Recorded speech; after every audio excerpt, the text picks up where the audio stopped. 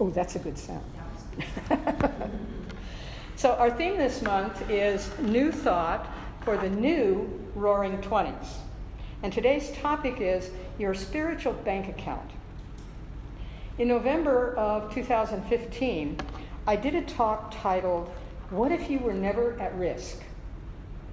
That talk was part of a series titled, What If? Any of you here today remember that talk? Okay, I see one head nodding. Well then, what I can say to the one head nodding is, now you have an opportunity to see how far you've come since you heard that talk 6 years ago now. And for the rest of you, this is all new material for you. And you get to do with that what you came here to do this morning. That series that I did in 2015 addressed your health assurance. I didn't say insurance, I said assurance. It addressed a bank of your own, which we're going to talk about today, and your GPA at 4.0, as well as a talk on never being at risk, which we're going to talk about some today.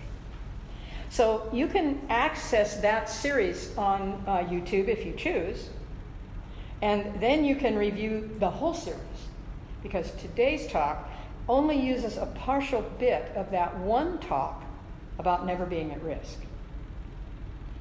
I love January. January is always an interesting month if you're a Science of Mind minister. There's lots to think about when we start the year, beginning of a new year.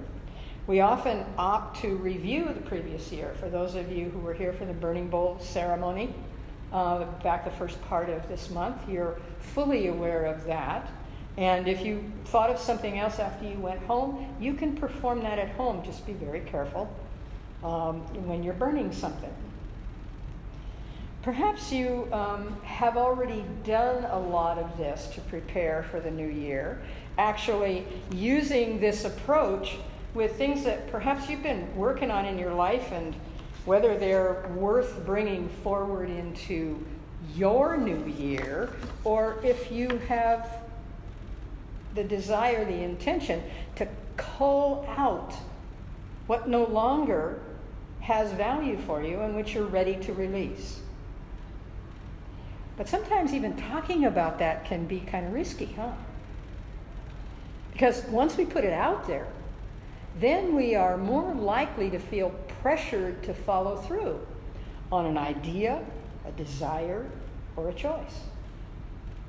Once we put legs on it, we're likely to feel responsible to take the risk, and that may not feel so comfortable. So today I want to talk about your spiritual bank account. And I want to talk about how taking the risk is really no risk at all when you have faith and trust in your source of being and its presence in your life. What if you take bold, energetic, creative actions in your life and you do not feel threatened? That's exciting, isn't it?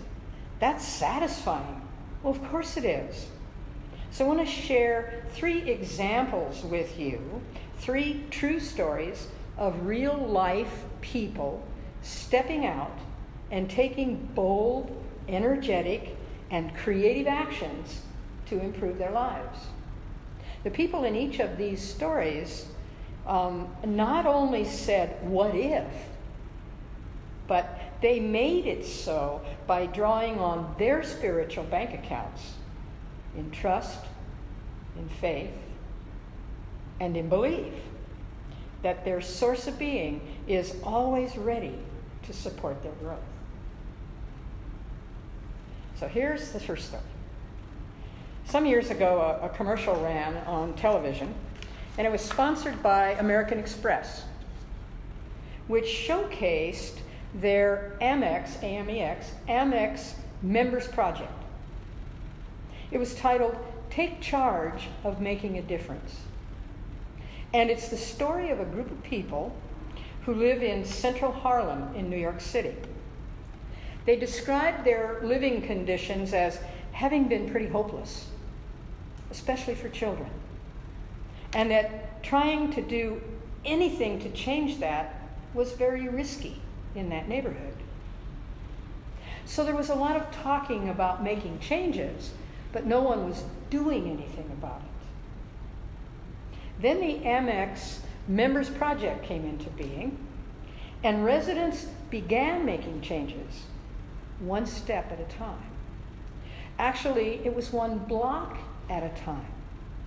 Parents were offered support in getting their children to school and to sponsored activities safely.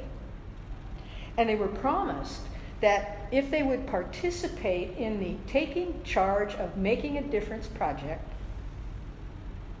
with their children, they were guaranteed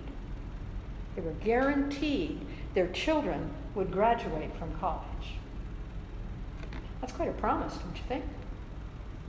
But one by one, first individuals, then block by block, families began to take the risk. They began to believe. First, one child, then one family, then one block stepped up. The project managers continued to know and to say, there is no act too small to make a difference. Trust in that. And block by block, children were getting and taking educational opportunities. At last count, this project had spread through 97 blocks in central Harlem, and it had over 10,000 children participating in the program. The manager's motto is, failure is simply not an option.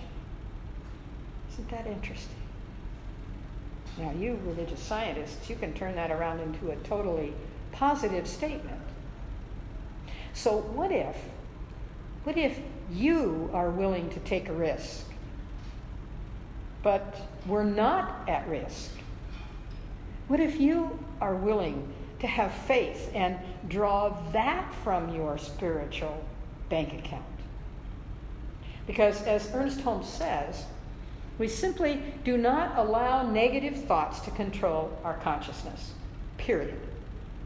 Instead, we greet the divinity in everyone we meet and demonstrate the power of spiritual realization in everyday life.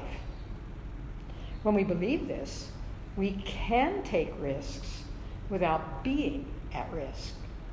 And we know we can draw on that spiritual bank account. It's always there. First, to trust that it's there, and then to trust that it always works as we direct it. Now, this second story may sound familiar, and at least to one of you. And if it does, just sit back, enjoy it again, and know that we are sharing it with some here today for whom it is brand new. In Coeur d'Alene, Idaho, there is a Goodwill store. And this is the story of one of their cashiers named Arlene. Arlene is smart, articulate, and thankful these days to have a job. Arlene is raising 3 children and just recently remarried. Her new husband's name, by incident, is Vincent. So far, this sounds like an ordinary story, doesn't it? With just ordinary people.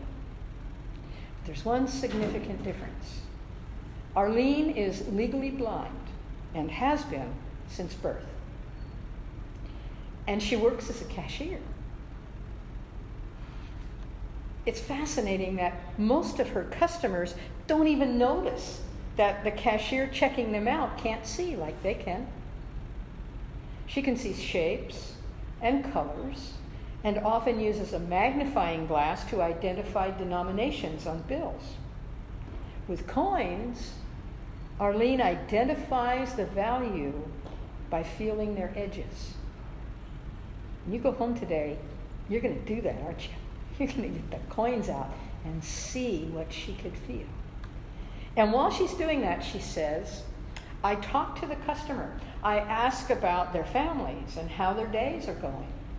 I absolutely love it, she said. Most of my customers are so friendly and so sweet and so welcoming. I just love it. Well, no wonder they are. She loves them. How could they resist her? She said, I have a big loyalty here. And behind all this is the pride she feels by working, just like everybody. She said this in an interview with a staff reporter from the Coeur d'Alene Press, the newspaper. She said, there's a wonderful feeling to know that I've earned these dollars. Well, this story had particular meaning to the congregation when I was at the Foothills Center in Arcadia, California, before I came here. And it had that for 3 reasons. Here's the reasons. First of all, we were blessed to have our precious friends Anita Arakawa and Randy Brooks in our family there. And we were privileged to be a part of their lives as they took risks routinely that most of us have never even considered in our lives, because both Randy and Anita were totally blind. Anita since age 14, and Randy began to lose his sight in his mid-20s. Both of them worked and provided valuable service to others, like Arlene did. Both of them studied the teaching of the science of mind. In fact, they both finished the year, the year-long class that is the beginning of practitioner training while I was still there. And the third reason this story has such meaning to us is that Arlene Fish in Coeur d'Alene, Idaho, is the daughter of Don and Bonnie Simons, who were members of the Foothills Center for Spiritual Living when I was there. 3 of them blossoming in life through what could be considered a handicap, but what they had moved beyond in so many ways that nobody thought of them as handicapped, because they didn't think of themselves as handicapped. Ernest Holmes encourages us all to feel a unity of spirit with all people, and this unity of spirit running through all events. He reminds us to declare the spirit within us and to take right action in everything we touch. This, he says, brings out the best in all of our experiences. The greatest good, one's mind, is to be able to conceive. This should be affirmed daily as a part of our experience, as a part of our spiritual practice. So once again, it's not about being at risk. It's about being willing to take a risk, knowing that we can demonstrate the power of spiritual connection with our source. That is within us in everyday life, and we can draw upon our spiritual bank account for the faith and trust that what I just said is true. When we can believe this, we can take risks without being at risk. So the final story that I want to share with you is another real-life experience that I witnessed in my ministry, and some of you have heard this story too. When I was the minister at Porterville Spiritual Enrichment Center in Central California, we had an annual committed giving program. Every year in January, members would sign committed giving pledges in order to support the center in budgeting its annual expenses.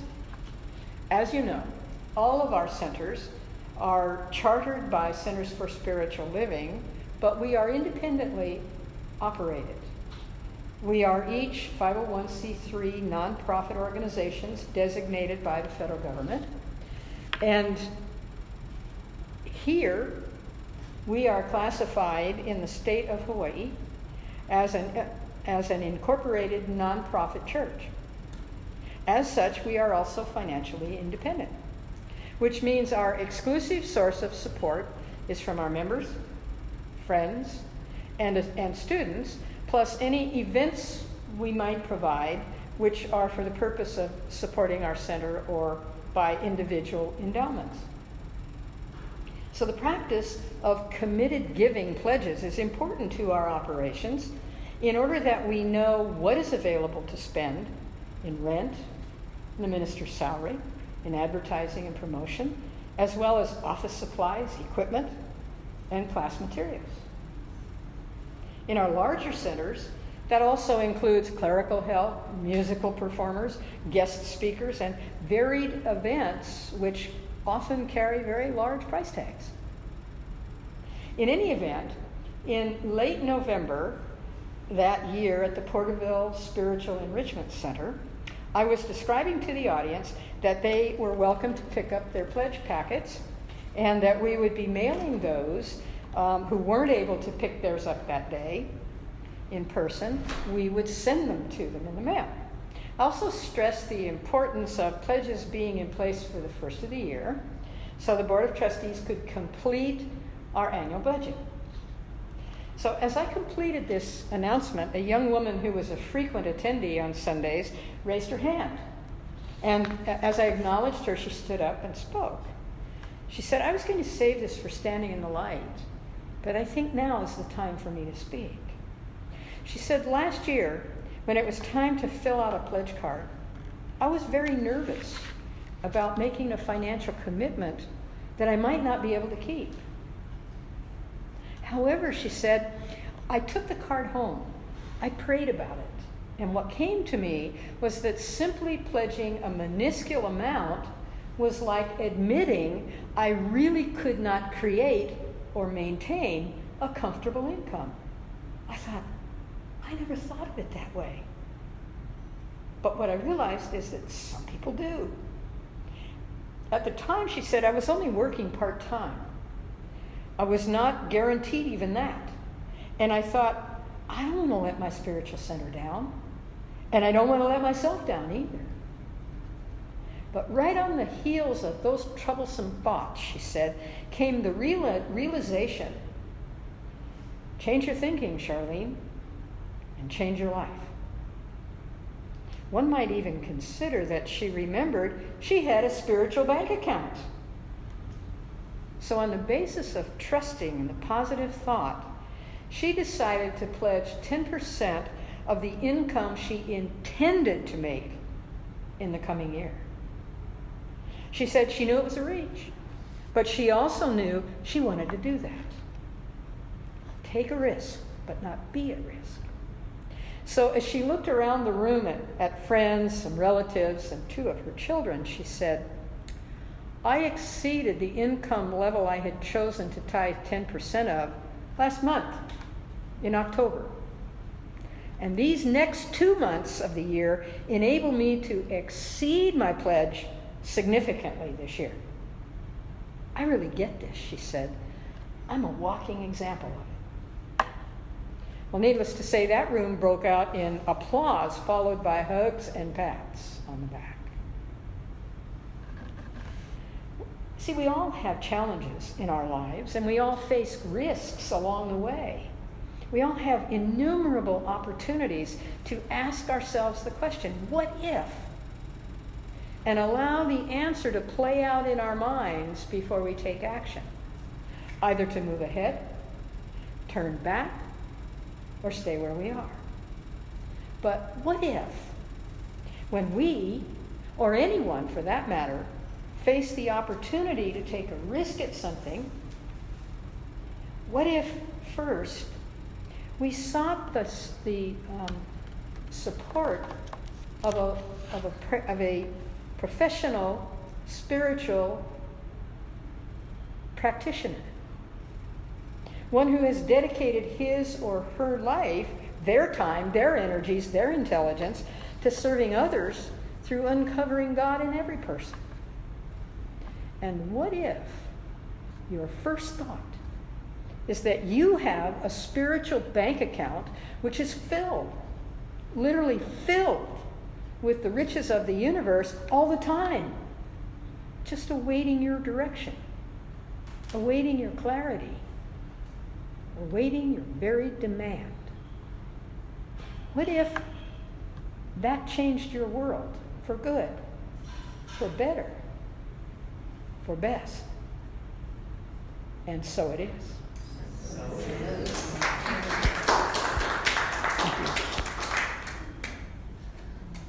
Go ahead, Gail.